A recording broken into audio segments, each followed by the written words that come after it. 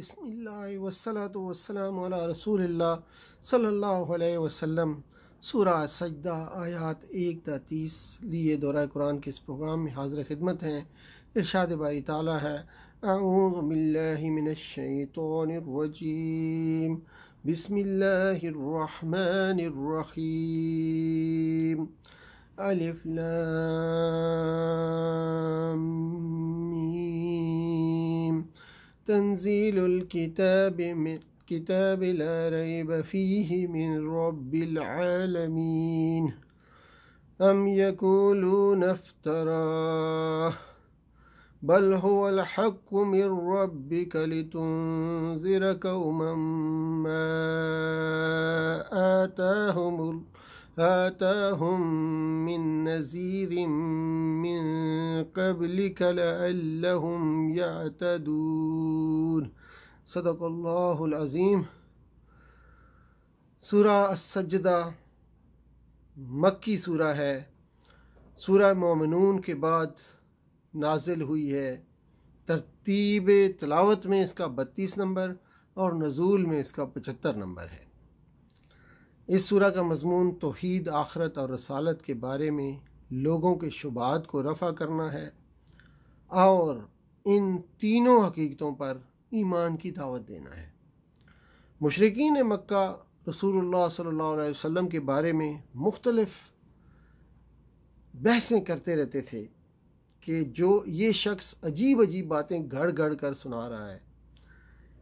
ان کے لیے آپ صلی اللہ علیہ وسلم کی دعوت میں جو سب سے زیادہ عجیب بات لگ رہی تھی وہ یہ تھی کہ یہ ہمارے بت، دیوی دیوتا اور بزرگ کوئی چیز نہیں ہیں اور بس اکیلا ایک اللہ ہی معبود ہے۔ دوسری بات یہ تھی کہ مرنے کے بعد ہم سب دوبارہ زندہ ہوں گے اور حساب و کتاب ہوگا، جنت ہوگی، دوزخ ہوگی۔ تیسری بات وحی کے بارے میں تھی کہ یہ شخص کہتا ہے کہ مجھ پر وحی آتی ہے اور یہ جو کلام میں سناتا ہوں یہ میرا کلام نہیں ہے بلکہ اللہ کا کلام ہے۔ انہی باتوں کا جواب اس سورہ کا موضوع بحث ہے۔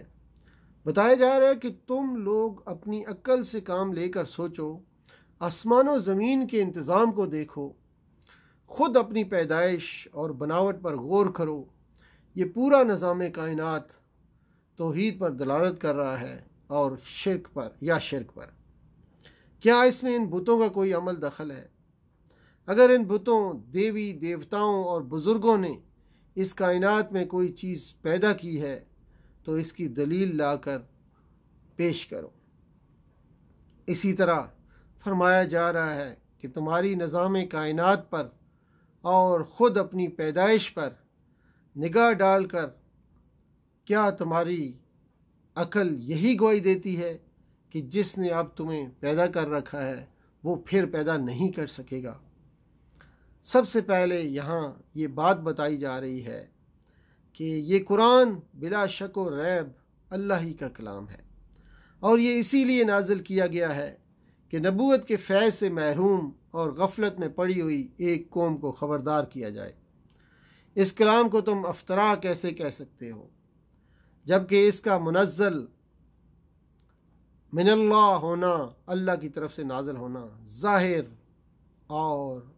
ظاہر ہے اور تم ابھی تک اپنے انکار کی کوئی دلیل نہیں پیش کر سکے۔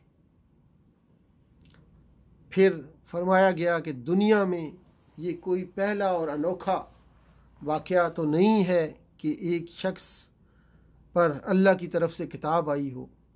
اس سے پہلے حضرت موسیٰ علیہ السلام پر بھی کتاب آئی تھی جسے تم سب جانتے ہو۔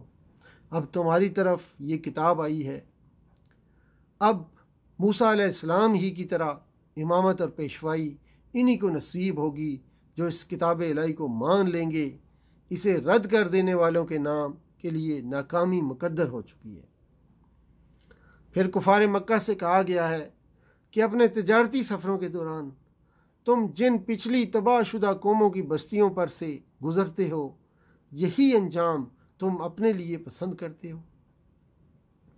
خاتمہ کلام پر نبی صلی اللہ علیہ وسلم کو خطاب کر کے فرمایا گیا ہے کہ یہ لوگ تمہاری باتیں سن کر مذاق اڑاتے ہیں اور پوچھتے ہیں کہ یہ فیصلہ کن فتح آپ صلی اللہ علیہ وسلم کو کب نصیب ہونے والی ہے۔ ان سے کہو جب فیصلے کا وقت آ جائے گا اس وقت ماننا تمہارے لیے کچھ بھی مفید نہیں ہوگا۔ ماننا ہے تو اب مان لو، اور آخری فیصلے کا انتظار ہی کرنا ہے تو بیٹھے انتظار کرتے رہو۔ وہی آسمان سے زمین تک سارے امور کا انتظام فرماتا ہے۔ یہ دراصل مشرکین کے لیے اس گروہ کی تردید ہے جو اس وہم میں مبتلا تھا کہ زمین چونکہ اللہ تعالیٰ کی کائنات کا ایک دور دراز علاقہ ہے، اس وجہ سے اس نے اپنی حکومت صرف آسمان تک محدود رکھی ہے، اور زمین کا انتظام اس نے اپنے دوسرے کرندوں کے حوالے کر دیا ہے۔ اسی گروہ کو مخاطب کیا گیا ہے کہ کیسی بے عقلی کی بات ہے، جس نے جو چیز بھی بنائی خوب ہی بنائی۔ یعنی کوئی چھوٹی سے چھوٹی چیز بھی لے کر انسان اگر اس پر غور کرے تو اس کی عقل سانے کی صنعت و کاریگری پر دھنگ رہ جاتی ہے، اور وہ بے خود ہو کر پکار اٹھتا ہے تبارک اللہ احسن الخالقین۔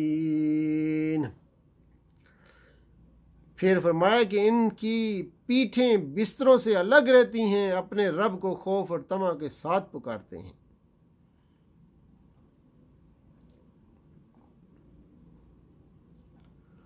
پھر ایک لفظ استعمال ہوا ہے